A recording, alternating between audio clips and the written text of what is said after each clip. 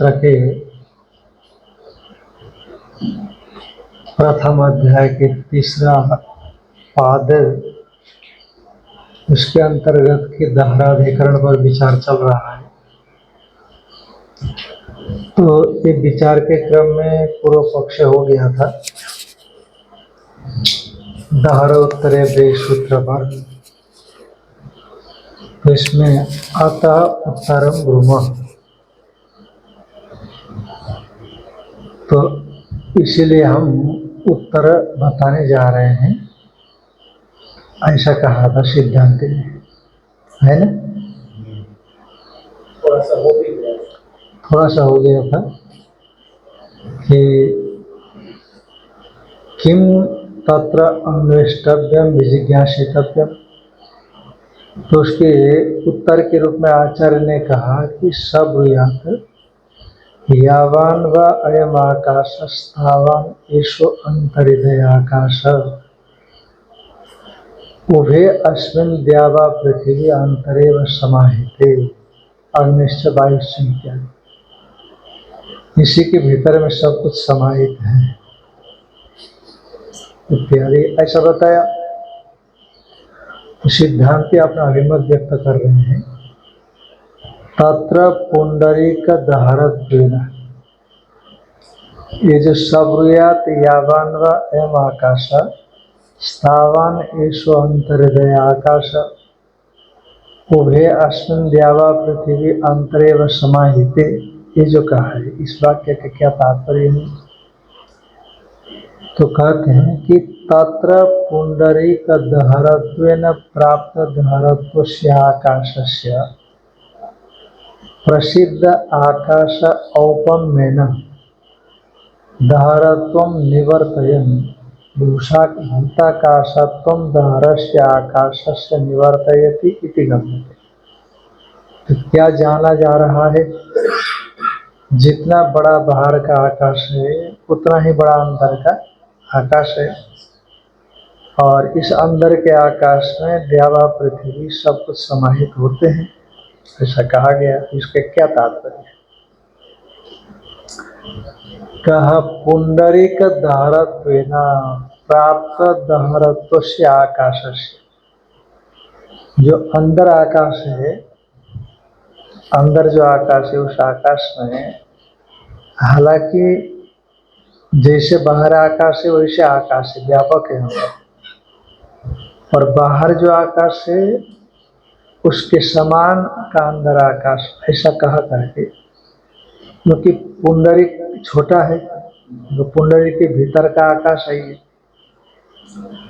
तो जब पुंडरीक ही छोटा है तो आकाश कितना बड़ा होगा, ये शंका किसी की बन सकती है। तो इसलिए उस शंका को हटाने के लिए जो अंदर के आकाश के व्यापक होने के बावजूद भी पुंडरीक रूप जो क्षुद्र पुंडरीक है, उससे जो आकाश में क्षुद्रत्व की प्राप्ति हो गई थी औपाधिक, उसका यावान्वय अयम आकाश ऐसा करके उसको हटा दिया गया, उसमें दहरत्व की निवृत्ति कर दी गई है। तत्र पुंडरीक दहरत्वेन, जो पुंडरीक का दहरत्व है, पुंडरीक माने कमल मांसपिंड विशेष, उसका जो दहरत्व माने सूक्ष्मत्व है, क्षुद्रत्व है, उस क्षुद्रत्व से क्या हुआ का प्राप्त दहरत्व से आकाश से, अंदर का जो आकाश है उसमें दहरत्व की प्राप्ति होगी। नहीं तो आकाश में दहरत्व थोड़ी होगा, वो तो व्यापक है। तो उसका प्राप्त दहरत्व से, उस दहरत्व का, हालांकि वो दहर नहीं है, और पुंडरीक गत क्षुद्रत्व की वजह से, तो उसी पुंडरीक आकाश में अभिव्यक्त होने से उसमें भी क्षुद्रत्व का अध्यारोप कर दिया गया। इसलिए उस प्राप्त दहरत्व को प्रसिद्ध आकाश औपम्येन, प्रसिद्ध आकाश की उपमा देने के माध्यम से, मैंने प्रसिद्ध है भौतिक आकाश, तो भौतिक आकाश के उपमा से दहरत्वम निवर्तयन्, वो भौतिकत्व का निवर्तन करते हुए दहरत्व का निवर्तन करते हुए भूताकाशत्वं दहरस्य आकाश निवर्तयति इति गम्यते। जो दहराकाश में भूताकाशत्व की निवृत्ति करते हैं आचार्य, ऐसा मालूम पड़ता है। उसमें जो दहराकाशत्व है उसमें क्या करते हैं, दहराकाश में भूताकाशत्व की निवृत्ति। व्यापक है, जैसे व्यापक आकाश है वैसे अंदर का आकाश भी व्यापक है।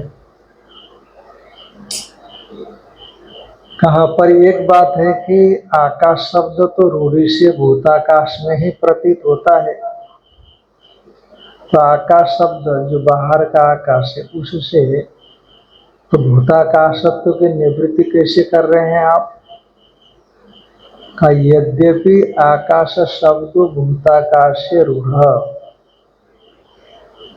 यद्यपि आकाश शब्द भूताकाश में रूढ़ है, तथापि पर फिर भी तेनैव तस्य उपमा नोपपद्यते,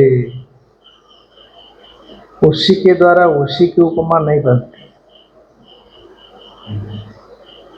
यद्यपि आकाश शब्द भूताकाश में रूढ़ है, पर फिर भी उसी से उसी की उपमा नहीं बन सकती है। यद्यपि आकाश शब्द भूताकाशे रूढ़ तथापि तेनैव तस्य उपमा नोपपद्यते इति, उसी के द्वारा उसी की उपमा नहीं बन सकती है। इति भूताकाश शंका निवर्तिता भवति, इसलिए अंदर भूताकाश है इस प्रकार की यावान व्याय आकाश ऐसा कहते समय बाहर तो भूताकाश है ही, तो उसी की उपमा अंदर भी भूताकाश दिया जाए तो नहीं बनेगी। इसलिए अंदर कोई दूसरा होना चाहिए, यानी भूताकाश नहीं होना चाहिए। तो भूताकाश तत्व की निवृत्ति हो गई और उसमें भूताकाश तत्व की निवृत्ति दहरत्व की निवृत्ति हो गई, तो वो अपने व्यापक स्वरूप हो गया उसका। यद्यपि आकाश शब्द भूताकाशे रूढ़ तथापि तेनैव तस्य उपमा नोपपद्यते इति भूताकाश शंका निवर्तिता भवति, भूताकाश की आशंका निवर्तित हो गई। ननु एकस्यापि आकाशस्य बाह्याभ्यन्तरत्व कल्पितेन भेदेन उपमान उपमेय भाव संभवति इति उक्तम। तो आप कहते हो कि बाह्याकाश से आंतर आकाश में उपमा नहीं दी जा सकती, क्योंकि उसी के साथ उपमा नहीं होती है। यदि आकाश शब्द से भूताकाश को लेते हैं तो दो तो अलग अलग है ही नहीं, तो क्या भाई बाह्य और भीतर के भेद से उपमान उपमेय भाव बन सकता है? हम पीछे कहा करके आए हैं, बाहर शरीर से बाहर जो आकाश, शरीर के भीतर का जो आकाश, इसीलिए जो दहराकाश का अर्थ भूताकाश ही ले लेना। ध्यान में आए कि नहीं? तो शरीर से बाहर के आकाश को उपमान बनाएंगे, दहराकाश जो अंदर है उसको उपमेय बनाएंगे, तो एक में भी उपमान उपमेय भाव कल्पना करके हो सकता है।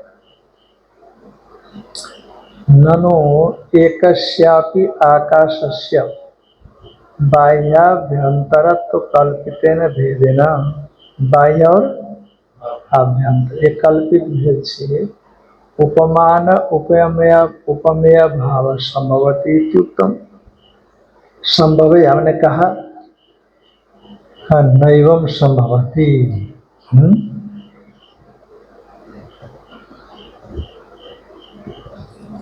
ऐसा नहीं होता है।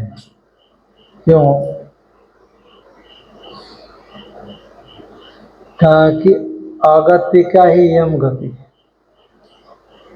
जैसे राम रावणयोर युद्ध राम रावणयोरिव, राम और रावण की युद्ध का उपमा देना है। राम और रावण के युद्ध हम लोगों ने देखा नहीं है ना, तो अब राम और रावण के युद्ध कैसा था, तो कुछ दृष्टांत से समझाइए, उपमा दे करके समझाइए।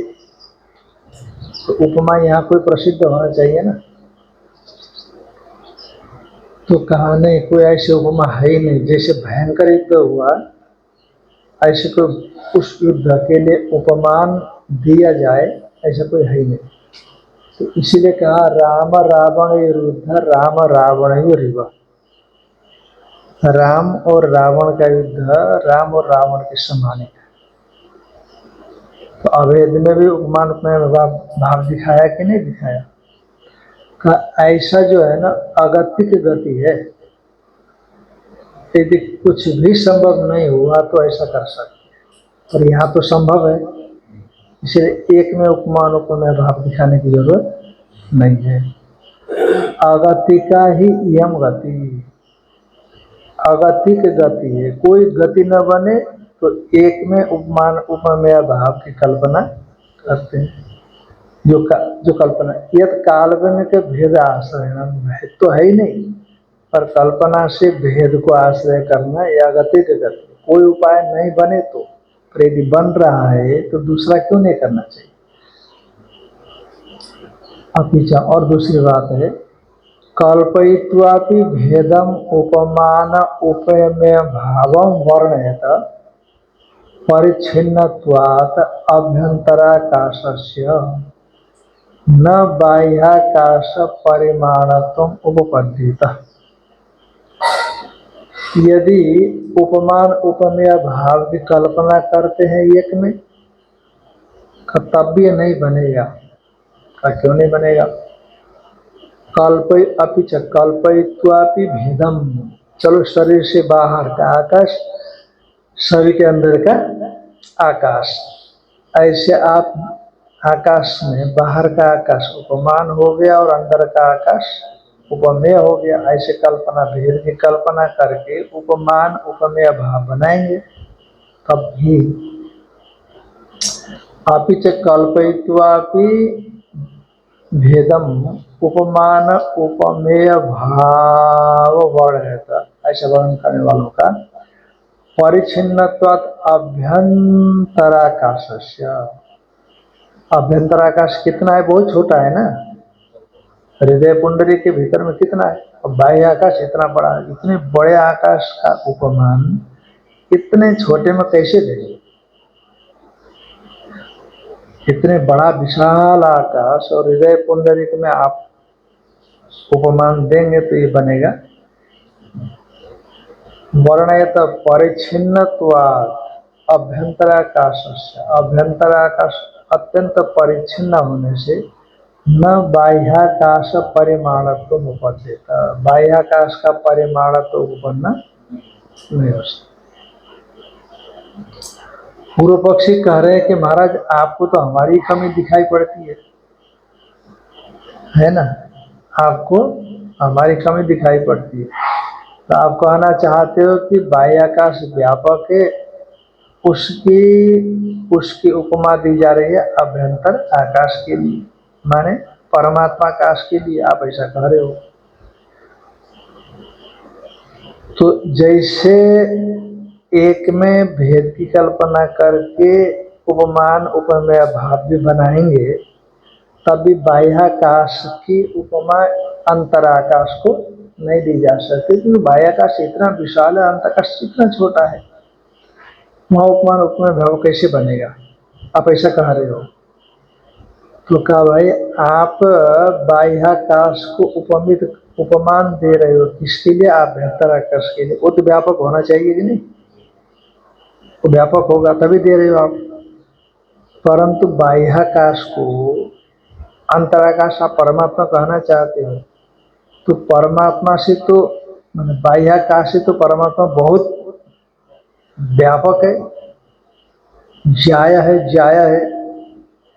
तो फिर बाह्याकाश से उपमित कैसे कर रहे हो आभ्यंतर आकाश को? जब आभ्यंतर आकाश सूक्ष्म है, उसको बाह्याकाश से सूक्ष्म है, परिच्छिन्न है, बाह्याकाश के उपमान दे नहीं सकते हो। तो परमात्मा आकाश तो बहुत व्यापक है, फिर बाह्याकाश से उसको उपमान कैसे दे सकते हो? ननु परमेश्वरस्यापि जायनाकाशात् इति। परमेश्वर भी आकाश से बहुत विशाल है, जाय है, अतिशय जाय है। इति इस प्रकार श्रुत्यंतरात, श्रुत्यंतर से ऐसा कहा गया है, मैंने शतपथ ब्राह्मण में आया है जायनाकाशात् इति श्रुत्यंतरात नैव आकाश परिमाणत्व उपपद्यते। आकाश का परिमाणत्व परमात्मा का अंतराकाश में नहीं बनेगा, क्योंकि आकाश तो बहुत श्रेष्ठ है। तो सिद्धांति उत्तर देते हैं नहीं, माने परिचिन्न भूताकाश के साथ विभु जो परमेश्वर है उसका उपमान उपमेय भाव नहीं बनता। तात्पर्य ये निकला कि परिचिन्न जो भूताकाश है उसका, भूताकाश तो परिचिन्न ही होगा ना, उसका अपरिचिन्न विभु जो परमात्मा है उसके साथ उपमान उपमेय भाव नहीं बन सकता, ऐसा पूर्व पक्षी ने कहा। तो सिद्धांति उत्तर देते हैं नहीं सदोष, इसमें कोई दोष नहीं है। क्यों? कहा पुंडरीक वेष्टन प्राप्त दहरत्व निवृत्ति परत्वाद वाक्यस्य न तावत्व प्रतिपादन परत्वम। देखो जैसे महाकाश है बाहर का, वैसे ही परिमाण वाला अंतराकाश है, ऐसा बताने से तात्पर्य नहीं है। माने जो भूताकाश है उसके समान परिमाण अंतराकाश का है, ये बताने से तात्पर्य नहीं है। फिर क्या तात्पर्य है कि पुंडरीक जो कमल है उस कमल में जो चैतन्य है जिसको हम धाराकाश बोल रहे हैं, तो उस पुंडरीक से प्राप्त धारत्व, पुंडरीक जो बेष्टन है ना, बेष्टन जैसे माने मुट्ठी के भीतर में हम कोई चीज रख लेते हैं तो मुट्ठी माने बेष्टन हो गए उस वस्तु के लिए, तो उसी तरह से पुंडरीक माने बेष्टन हो गया, घेरने वाला। किसके लिए? जो परमात्मा है, अंदर का आकाश। तो अब पुंडरीक बेष्टन होने से ऐसी प्रतीति हुई कि परमात्मा जो उसके भीतर अभिव्यक्त है वो भी छोटा सा है। ठीक है?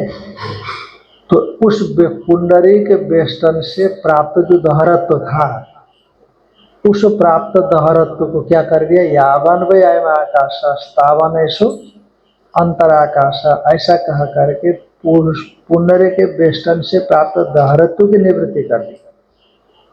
ऐसा नहीं कि जैसे महाकाश है उसी प्रकार का परिमाणत्व अंतराकाश में है, ये बताने से मतलब उसमें दहरत्व की निवृत्ति करके अपने स्वभाव में वो आ गया। अपरिच्छिन्नता आप नहीं कह सकते हो उसको।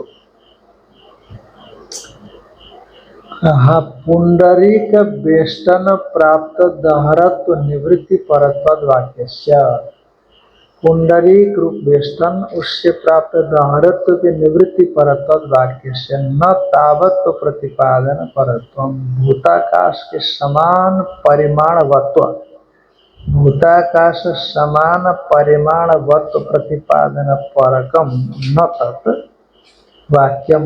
किम तद वाक्यम? यावान वै अयम आकाश स्थावनेषु अंतर्हृदयाकाश इत्यादि ये वाक्य। कहा दोनों ही मान लो है, माने पुंडरीक बेष्म, पुंडरीक बेष्टन प्राप्त दारत्व की निवृत्ति परक, और बाह्य जो भूताकाश की तुल्यता अंतराकाश में है, ऐसा मान लो दोनों। अभी ऊपर तो ऐसे लग रहा था ना कि बाह्य जो भूताकाश है वो भूताकाश के तुल्य परिमाण वाला अंतराकाश है, ऐसा लग रहा था। तो आपने कहा कि नहीं, जो यावान बयान आकाश स्थावन एसो अंतर्हृदयाकाश ऐसा करके जो कहा गया है वह पुंडरीक बेष्टन प्राप्त धारत्व की निवृत्ति के लिए है, आपने ऐसा कहा।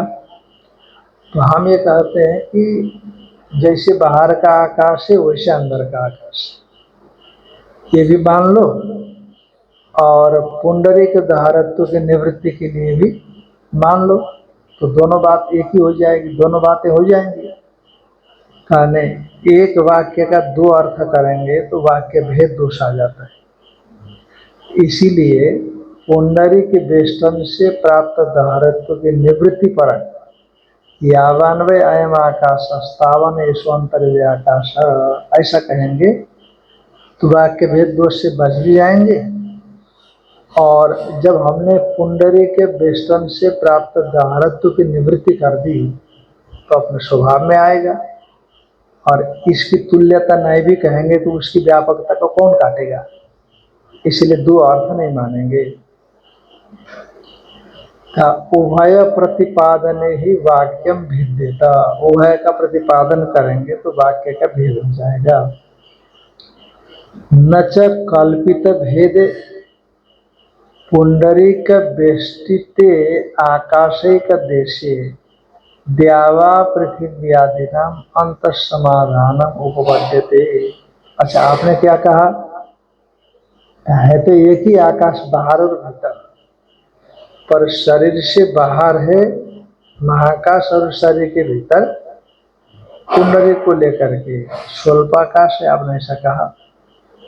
तो ये आकाश तो एक है पर शरीर को लेकर के दो हो गए। जैसे रोड तो एक है पर डिवाइडर तो बीच में होता है ना, तो सड़क क्या हो गई, दो हो गई।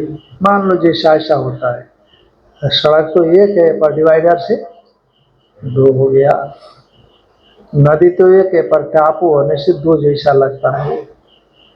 जैसे तो कहा कि न च कल्पित भेदे, ऐसा मानेंगे तो कल्पित भेद मान लेने पर कल्पित भेद में जो आभ्यंतर स्वरूप है भीतर का है, उसमें पुंडरीक वेष्टित आकाशिक देश, पुंडरीक वेष्टित जो आकाश रूप देश है, आकाशिक देश है, ऐसे आकाशिक देश में द्यावा पृथ्वी नाम अंत समाधान उपवर्तते। द्यावा पृथ्वी आदियों का अंत समाधान नहीं बनेगा, क्योंकि छोटा है, कैसे समाधान होगा।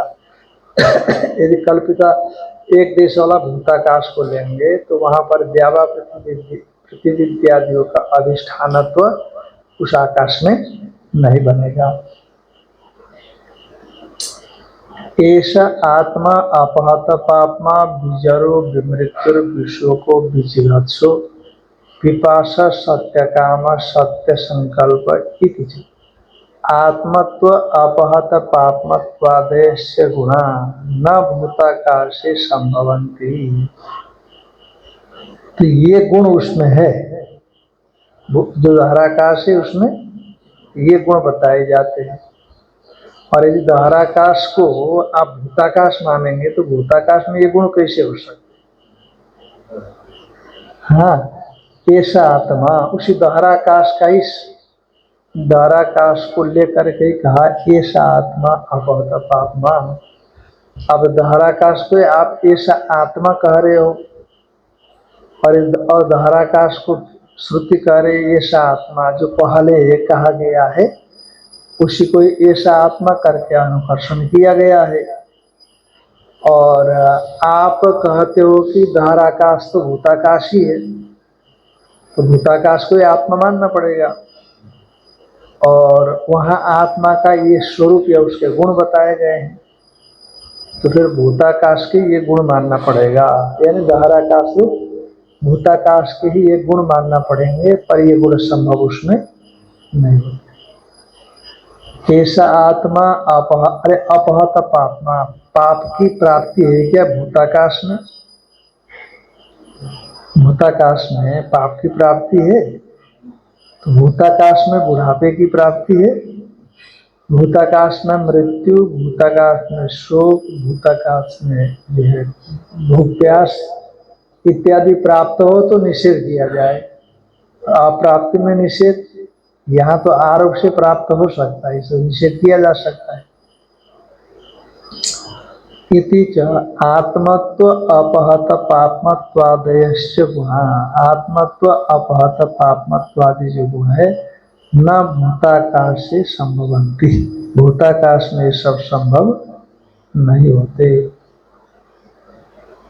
यद्यपि आत्म शब्दो जीवे संभवति, यद्यपि आत्मा शब्द जीव में हो सकता है, भूताकाश में तो हो भी नहीं सकता, पीछे भी कहा था जीव में हो सकता है, पर फिर भी बहुत से कारण ऐसे हैं कि जीव को ग्रहण परिचिन्न है ना, जीव जीव का मतलब ही परिचिन्न है।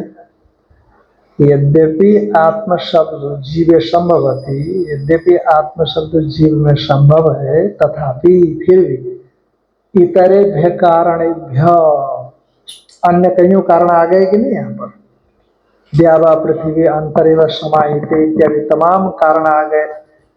तो इन तमाम कारणों से जीव आशंका निवर्तिता भक्ति, तो ये दहराकाश जीव है, इस प्रकार के आशंका भी क्या हो जाती है, निवृत्त हो जाती है।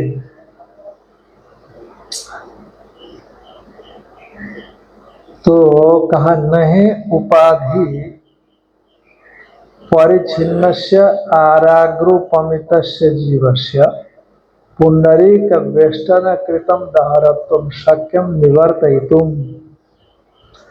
जिससे जीवात्मा है, जीव का मतलब है उपाधि से परिचिन्न, यद्यपि परमात्मा ही है जीव, पर इस शरीर के भीतर में जो है वह उपाधि से परिचिन्न है। तो इसे नहीं उपाधि परिच्छिन्नस्य जीवस्य आराग्रोपमितस्य, आरा के अग्रभाग से उपमित है, अत्यंत सूक्ष्म रूप से आरा के अग्रभाग से उपमित है। आरा का अग्रभाग को उपमा बना दिया और उपमित हो गया कौन? कौन हो गया उपमित? क्योंकि आरा के अग्रभाग को क्या बना दिया? उपमान। उस उपमान से उपमित कौन हो गया? जीव। कैसे? छोटा होता है, दहर छोटा जीव भी है, उपाधि परिचिन्न भाव। हाँ, आराग्र शतभा, बालाग्र बोला है, आराग्र नहीं बोला। आराग्र आरा नहीं, तो श्रुति आराग्र श्रुति कहाँ है? आराग्र श्रुति, आराग्र श्रुति नहीं है, बालाग्र श्रुति है। आरा इवर अथ नाभो, ये तो अलग बात है, दृष्टांत कोटि में आता है ये सब। कहीं श्रुति दूसरी है, आराग्र इत्यादि। तो नहीं उपाधि परिचिन्न आराग्रो प्रमितस्य जीवस्य, जो उपाधि से परिचिन्न आरा के अग्रभाग उपमान से उपमित जो जीव है, उसे जीव का पुंडरीक वेष्टन कृतम धारत्म शक्यम निवर्ते। पुंडरीक वेष्टन कृत जो धारता है, उस धारता को आप हटा नहीं सकते। माने इस जीव कहलाता ही परिच्छिन्न, परिच्छेद को, है कि नहीं? तो जब ऐसा मानते हैं तो यावन व्यायाम आकाश स्थावन येषु अंतर्जय आकाश, ऐसे किसी उदाहरण दे रहे हैं आप? आपको तो उदाहरण देना चाहिए, यावान वै अयम शुचि आकाश तद्वत् अंतराकाश, ऐसे बोलना चाहिए। जैसे बाहर में सूची, सूची कहते हैं सुई को, सुई का जो छेद नहीं होता, जहाँ तागा डालते हैं तो खाली जगह है, वहाँ आकाश है। तो जैसे ये सुई का आकाश, वैसे ही दहर आकाश, ऐसे जीव के लिए दृष्टांत देना चाहिए ना, उपमान देना चाहिए। तो आप क्या कहोगे? आप कहो पर ऐसे तो दृष्टांत दिया नहीं। यावान वयम शुच्याकाश स्थावन येषु दहराकाश अंतराकाश, ऐसे तो नहीं दिया। आपने दिया यावन व्यायाम आकाश स्थावन येषु अंतर्दय आकाश। अरे आप नहीं समझे, पूर्व पक्षी सिद्धांत को समझा रहे हैं, आप नहीं समझे इस बात को, तो क्या समझना चाहिए? अरे वो जीव के ब्रह्म भाव की अपेक्षा से वो दृष्टांत है। जीव का, जीव ब्रह्म हो जाएगा ना, अब उपाधि से विशिष्ट होने से भी ब्रह्म नहीं बन पाया, उपाधि परिच्छिन्न परिच्छेद से मुक्त हो जाएगा तो ब्रह्म होगा। तो ब्रह्म भाव भावी ब्रह्म भाव की अपेक्षा से यावन व्यायाम आकाश स्थावर आकाश ऐसा कहा गया है। अच्छा ये बात है क्या, अब समझ में आया। तो यदि ऐसी बात है तो जीव को क्या होना पड़ेगा, तभी दृष्टांत तो सटीक बैठेगा, यही मतलब हुआ।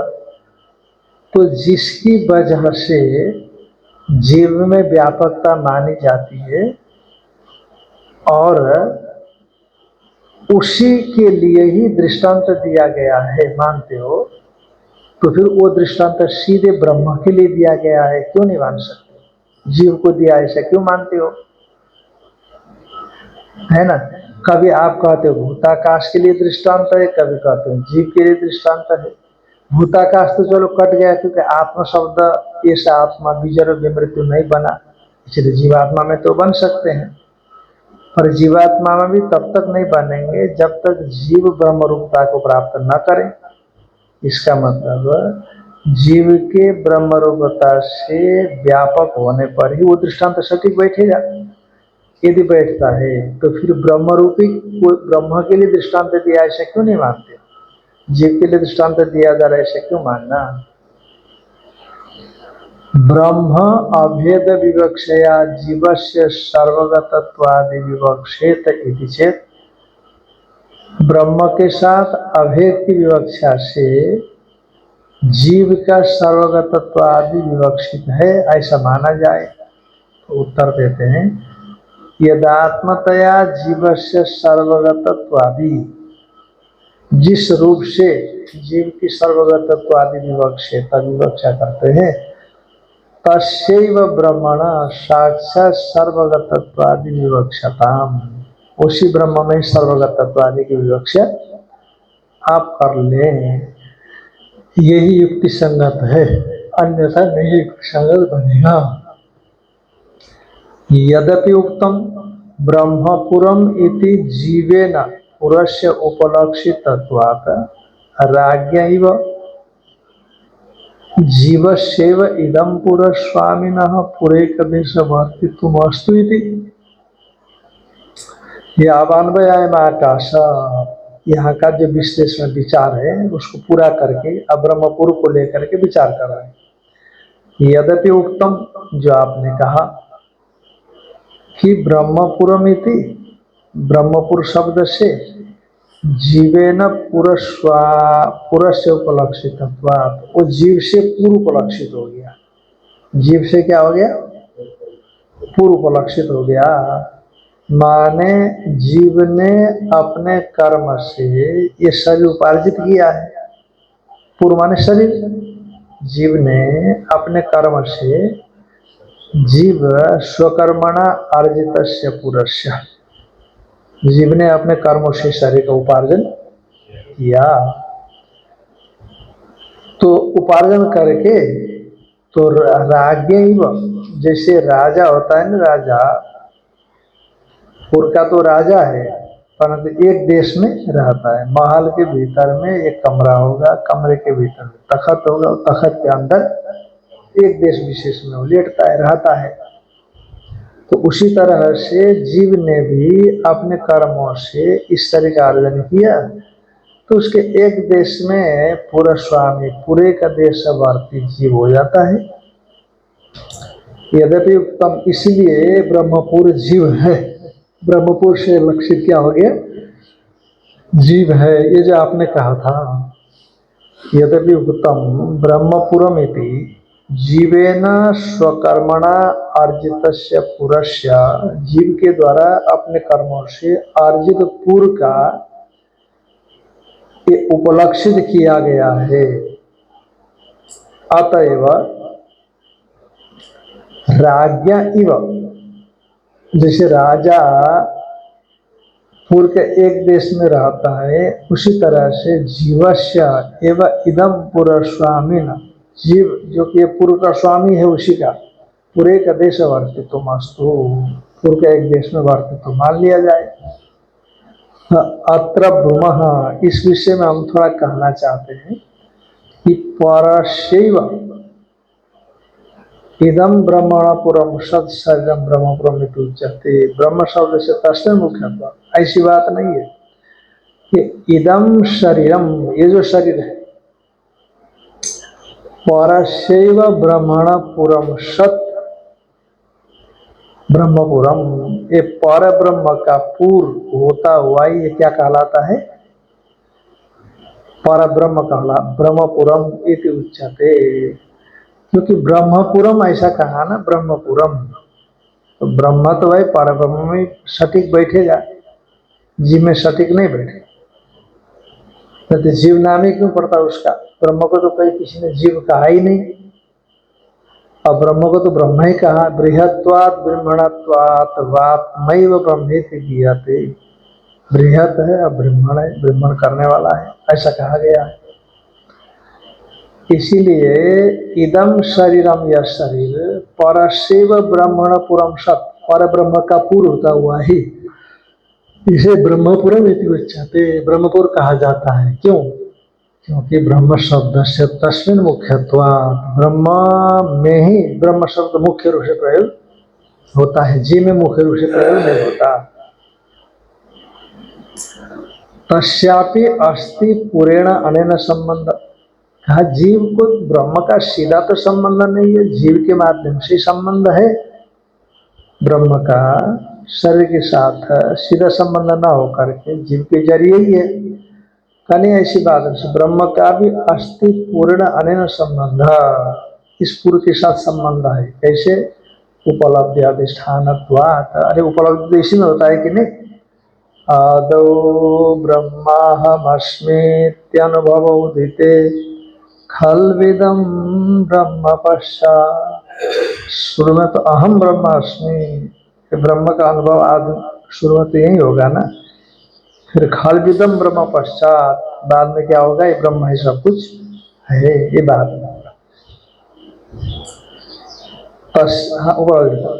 स एतस्मात् जीवगणात् परात् परम पुरुषयं पुरुषम इक्षते। सवा एष पुरुष सर्वासु पुरुषु पुरुषयः इत्यादि श्रुतिभ्यः। अब देखो यहाँ भी कह दिया एतस्मात् जीवगणात् परात्, ये जो जीव है कि नहीं, हिरण्यगर्भ, उससे परे हो परमात्मा। और कैसा है? परम सर्वोत्कृष्ट है वो, जीव घन से परे, पर जीव घन से भी ये परे है। अपने कार्य की अपेक्षा से पर जो जीव घन, उससे भी ये पुरुष कैसा है? पर है। वो कहाँ रहता है? पुरुषयम, ये पुरी में शयन करता है। पुरी में, पुरी माने जगन्नाथपुरी जी में ही नहीं, पुरी माने शरीर रूप पूर्व में शयन करता है। हर एक चींटी के पूर्व में भी शयन करता है, चींटी के शरीर पूर्व में भी शयन करता है, भैंस में भी शयन करता है, कुत्ते में भी शयन करता है। इसलिए कोई कुत्ता पालता है तो बहुत ज्यादा निंदा करने की जरूरत है कि नहीं है? हैं? ब्रह्म दृष्टि से तो नहीं है, पर उपाधि दृष्टि से तो है ही। भाई विधि से तो उपाधि को लेकर के तो किया जाता है, ब्रह्म दृष्टि से विधि से थोड़ी किया जाता है। हाँ, उपाधि दृष्टि आपकी निवृत्ति हो गई तो गले मिलो, कोई बात नहीं। उपाधि दृष्टि निवृत्त हो गया, अब क्या कर सकते? बहाने नहीं उपाधि का। रामकृष्ण परमहंस देव कहा करते थे 6 महीने तक हमको बहाने नहीं रहा है, कोई खिलाता था, कोई कुछ करता था, कोई कुछ करता था। ऐसे में तुरीय भूमिका बोलते, तुरीय भूमिका में कुछ अच्छे बहाने नहीं रहा था बाह्य का। और ईश्वर प्रदत्त जो सहायता है, प्राण है, तब चलते हैं, ऐसा ईश्वर प्रदत्त।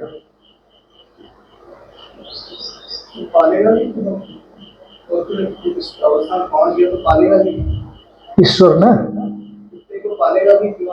ना पालेगा नहीं, वो पालेगा नहीं, मान चलते फिरते कुछ ऐसा होने में आ गया तो कोई मतलब नहीं। जैसे वो दृष्टांत नहीं बताया, कुत्ते के साथ साथ वाला भान भी नहीं रहेगा, उसको साथ वाला भान नहीं, पर दूसरे देखते हैं कि साथ वाला है, साथ चल रहा है।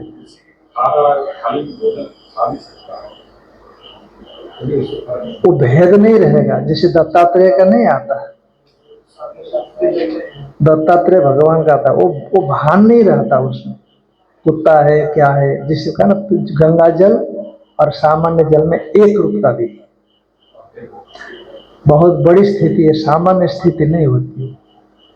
एक स्थिति देखिए, वो भी बाधितानुवृत्ति से बोल रहा है, वो उसको सब एक समान, एक ब्रह्म ही ब्रह्म देखे। पुराना संस्कार उसके पास रहेगी के साथ खाए, इसलिए नहीं खाए। अरे तुरीय भूमिका में संस्कार भी कमजोर पड़ जाते हैं। चौथे पांचवें भूमिका में ठीक है, छठ पदार्था भाविनी में भी वो संस्कार कमजोर पड़ जाते हैं, लेकिन तो बात ही अलग हो जाती है, संस्कार भी एकदम बाधित हो जाते हैं वहां पर, ऐसी स्थिति हो जाती है। इसलिए तुरीय भूमिका ही वो है ना। तो कहा स एतस्मात् जीवघनात् परात् परम पुरुषम पुरुषम इक्षते। अब देखो, पूरी स्वयं कह दिया, क्या कह दिया? पूरी शेते इति पुरुषयम पुरुषम, पूर्व में शयन करता है। तो वो उपलब्धि जो परम पुरुष की उपलब्धि, परम पुरुष तो ब्रह्म ही होता है। सवा अयम पुरुष सर्वासु पुरुषु पुरुष है, बृहदारण्यक में आया, प्रश्न में आया, बृहदारण्यक में आया। वह यह पुरुष सभी पूर्व में पुरुष है, सभी पूर्व में। अब बताओ कौन सा पूर्व छोड़ोगे आप? कौन सा पूर्व छोड़ोगे? गुलेल लेकर के बंदर को मारते रहते हो राघव जी, गुलेल लेकर के बंदर को मारते हो, है कि नहीं? अच्छा, उसको बंदर को खिलाना भी गड़बड़ है और मारना भी गड़बड़ है। खिलाओगे तो बेचारा समझ करके खिलाओगे, तो द्वैत देख रहे हैं आप, है कि नहीं? और मारोगे तो अपने से भिन्न समझ करके मारोगे, कि अपने को तो मारते नहीं आप, तब भी द्वैत देख रहे हो, तो गड़बड़ है। इसलिए आप न्यूट्रल रहो, न्यूट्रल, ना ये ना वो, न काहू से दोस्ती न काहू से बैर। एक खुशबंत सिंह करके पंजाब केसरी में या अन्य दैनिक जागरण इत्यादि में लेख लिखता था खुशबंत सिंह, एक लेखक था वो, संपादकीय लिखता था वो, बड़ा गूढ़ गूढ़ लिखता था। मर गया अब तो, अब नहीं है। तो वो वैसे वही हेडिंग था उसका, न काहू से दोस्ती न काहू से बैर। तो कहा कि सव अयम पुरुष सर्वासु पुरुषु पुरुषया, सभी पूर्व में शयन करता है वो, रहता है। शयन करता मतलब रहता है, और रहता सब जगह पर है, पर पूर्व में अभिव्यक्त होता है, इसलिए रहता है, ऐसा कहते हैं। अंगुष्ठ मात्र पुरुष बोलते हैं ना, अंगूठे के बराबर। अब विशेष करके पुरुष के अंगूठे के बराबर, क्योंकि अधिकार पुरुष को ही है जानने का, और तो कोई जान नहीं सकता, पशु पक्षी तो जान नहीं सकते, देवता भी बड़े मुश्किल से। भोग योनि भोग प्रधान है, वहाँ कुछ गिने चुने ही होते। यहाँ तो अनगिनत मुक्त हो चुके हैं, धरती में तो अनगिनत मुक्त हो सके। यहाँ वैराग्य भी हो जाता है, वहाँ वैराग्य होना बड़ा कठिन है। स्वर्गलोक में वैराग्य होना कठिन है। हर जगह पर भोग की प्रचुरता है, दायां बायां आगे पीछे ऊपर नीचे, जैसे आत्मा अधस्तात् आत्मा ऊपर स्टात इत्यादि नहीं बोला गया, इसलिए वो जिस जगह पर होना मुश्किल है। अथवा जीवपुर एवं अस्मिन् ब्रह्म सन्निहितम उपलक्ष्यते यथा शालग्रामे विष्णु सन्निहित इति तद्वत्। अतः अपने भोग से उपार्जित ये शरीर, तो इसलिए ये जीव का ही पूर है, ये जीव का ही पूर है। पर ब्रह्मपुर कह दिया तो ब्रह्म उसमें सन्निहित है। द्वा सुपर्ण सयुजा सखाया ऋतम पिबंतो सुकृतस्य लोके। हाँ, और आगे ऋतम पिबंतो सुकृतस्य लोके। अरे क्या दिमाग है, भूल जाता है। द्वा सुपर्णा सयुजा सखाया समानम वृक्षम परिशस्व जाते तयोरन्य पिप्पलम स्वादवर्ती। तयो दोनों है कि नहीं वहां पर? तयोरन्य पिप्पलम स्वादवर्ती अनशनन अन्यो अधिच्छा कशीति ऋतम पिबंतो सुकृतस्य लोके गुहाम प्रविष्टो परमे पराधे। गुहाम को ध्यान रखना है। ऋतम पिबंतो सुकृतस्य लोके गुहाम प्रविष्टो परमे परार्धे छाया तपो ब्रह्म विदो वदन्ति पंचाग्नयो ये तृणाचिकेता यह सेतुरिजानानाम अक्षरम ब्रह्म यत् परम अभयम तितिर सताम पारम नाचिकेतम सके मयि इत्यादि इत्यादि। सन्निहित तत्व यथा शालग्रामे विष्णु सन्निहित तद्वत्। जैसे नित्य सन्निहित शालग्राम है ना, शालग्राम, और नित्य सन्निहित देव उपासना नहीं भी करो ना, तभी आप शालग्राम, यदि आपने शास्त्र को समझ रखा है तो शालग्राम को इधर उधर नहीं लुढ़काओगे, शालग्राम पर पैर नहीं रखोगे। और नर्मदा के जो गोल मटोल पत्थर होंगे, है ना, महादेव जैसे, उनमें पैर नहीं रखोगे आप। नित्य सन्निहित महादेव है उसमें, शालग्राम में नित्य सन्निहित भगवान विष्णु, ऐसी एक भावना बनती है। मैंने जो शास्त्र जानता है, जिसको शास्त्र का पता नहीं उसको नहीं होगा।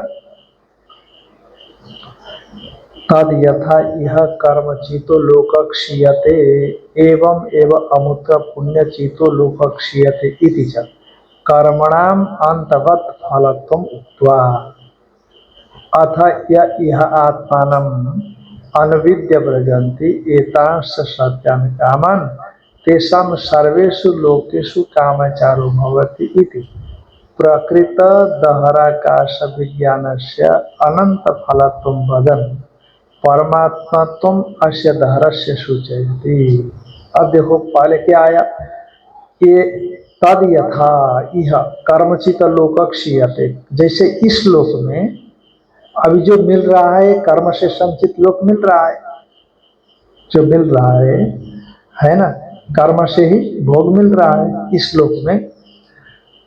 तो अब अभी भोग मिला, आज मिला तो खत्म हो गया, कल के लिए दूसरा भोग मिला वो भी खत्म हो गया, तीसरे दिन के लिए तीसरा भोग मिला खत्म हो गया। ये तो दृष्टा है ना, कर्म संचित फल नष्ट हो जाता है। उसी तरह से जो पुण्य से प्राप्त फल स्वर्ग आदि वो भी नष्ट हो जाता है। मैंने कर्म से जो फल प्राप्त किया जाता है वो शाश्वत नहीं होता। ऐसा कह करके कर्मजनित फल में विनश्वरता दिखाया। कहाँ? उसी प्रसंग में। तो कहाँ दिखाया? 8:1:6 में, ये छांदोग्य के 8:1:6 में ये प्रसंग दिखाया। और उसी के आगे 8:1:6 में ये 8:1:6 का पूर्वांश है मंत्र, और आगे जो मंत्र है 8:1:6 का ही आगे का अंश है। तो कितिच कर्मणाम अंतवत फलत्वम उक्त्वा, कर्म का अंतवत फल कह करके फिर उसी के आगे अथा प्रकरण का विच्छेद कर दिया। जैसे ये सतु अतिवदति या सत्य न अतिवदति, कहाँ आया ये सतु अतिवदति या सत्य न अतिवदति, ये कहाँ आया? भूमा के उपक्रम में आया। तो ये तू शब्द क्या कर रहा है? किसका प्रकरण? प्राण को अलग कर रहा है, और सत्य रूप भूमा को प्राण से भिन्न कर रहा है। तो उसे अथा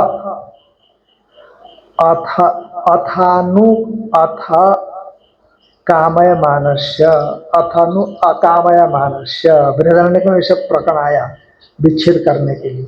तो यहाँ भी आया छांदोग्य में अथा अनंतर यह आत्मानम अनुविद्य व्रजन्ति, जो इस लोक में रहते हुए आत्मा को जान करके यहाँ से गमन कर लेते हैं।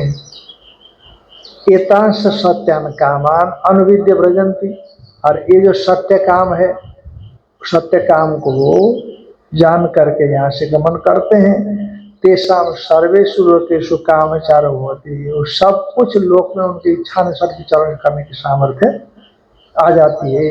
ऐसा कहा करके भी प्रकृत दहराकाश विज्ञान, जो प्रकृत दहराकाश विज्ञान उपासना है, इसका अनंत फलत्व वदन, उनमें अनंत फलत्व को दिखाते हुए परमात्मत्वम अस्य सूचयति, ये दहर को परमात्मा ही बता रहे हैं। दहराकाश को क्या बता रहे हैं? परमात्मा बता रहे हैं। यद्यपि एतद उत्तम, और ये जो कहा गया था न दहरस्य आकाशस्य अन्यष्टव्यत्वं विजिज्ञासितव्यत्वं च श्रुतम् पर विशेषणत्वेन उपादानात् इति, ये जो कहा था पीछे कल के पाठ में आया था कि भाई यदिदम अस्मिन् ब्रह्मपुरे दहरम पुंडरीकम वेश्मा, हाँ, दहरो अस्मिन अंतराकाश तस्मिन यद अंतस्तद अन्वेष्टव्यम तद भाव विजिज्ञासितव्यम। बार बार पृष्ठ उलटने की बजाय मंत्र कंठस्थ करने में कितना आनंद आता है कि नहीं। जब जब भी मंत्र की आवश्यकता होगी तब तक पृष्ठ को उलटना जितना आसान मालूम पड़ता है उससे आसान क्या मालूम है, मंत्र कंठस्थ होना। जितना जितना तब से लेकर के अभी तक पृष्ठ उल्टे गए उतना देर तक मंत्र कंठस्थ मंत्र कंठस्थ करने में समय दिया होता तो मंत्र कंठस्थ हो गया होता। अथ यदिदम अस्मिन् ब्रह्मपुरे दहरम पुंडरीकम वेश्म दहरो अस्मिन् अंतराकाश तस्मिन् यदंतस्तद अन्वेष्टव्यम तद्भाव विजिज्ञासितव्यम। अंत में जो धाराकाश का अन्वेषण थोड़ी था, धाराकाश का विजिज्ञासा थोड़ी की गई, उसके भीतर में जो है द्यावा पृथ्वी इत्यादि काम सत्य काम इत्यादि ये होना चाहिए जो कहा था। तो यद्यपि एतदुक्तम न दहरस्य आकाशस्य अन्वेष्टव्यत्वं विजिज्ञासितव्यम तव्यत्वं च श्रुतम, क्योंकि पर विशेषण, अरे पर माने दहर के अभ्यंतर, परस्य दहराकाशस्थस्य अभ्यंतरवर्तिनः विशेषणत्वेन, पर विशेषण, पर का अर्थ है परस्य दहराकाशस्थस्य अभ्यंतरवर्तिनः विशेषणत्वेन माने आधारत्वेन अधिष्ठानत्वेन धाराकाश रूप है, तो उसका अन्वेषणत्व विजिज्ञासितव्यत्व बताया गया है। अत्र ब्रह्म, इस विषय में हम कहते हैं यदि आकाशो न अन्वेष्टव्यत्वेन उक्त स्यात्, यदि आकाश को अन्वेष्टव्यत्वेन नहीं कहा गया है तो यावान वायम आकाश स्थावन स्वंतरित आकाश ऐसा क्यों कहा जाता इत्यादि आकाश स्वरूप प्रदर्शनम नोपयुज्येत। जितना बड़ा यह आकाश है उतना यह आकाश है ऐसा करके जो उसके उपमा दी गई कि नहीं, ये उपमा देना व्यर्थ हो जाता। का ननु एतद अपि अंतर्वर्ती वस्तु सद्भाव प्रदर्शनाय प्रदर्श्यते। इसको थोड़ा विचारणीय है, इसको फिर बाद में कर लेंगे। ओम पूर्णमतः पूर्णमिदं पूर्णात् पूर्णमुदच्यते पूर्णस्य पूर्णमादाय पूर्णमेवावशिष्यते। ओम शांति शांति शांति। शंकरं शंकराचार्यं सूत्रभाष्यकृतौ वन्दे भगवन्तौ पुनः पुनः। ईश्वरो गुरुरात्मेति मूर्तिभेदविभागिने व्योमवद्व्याप्तदेहाय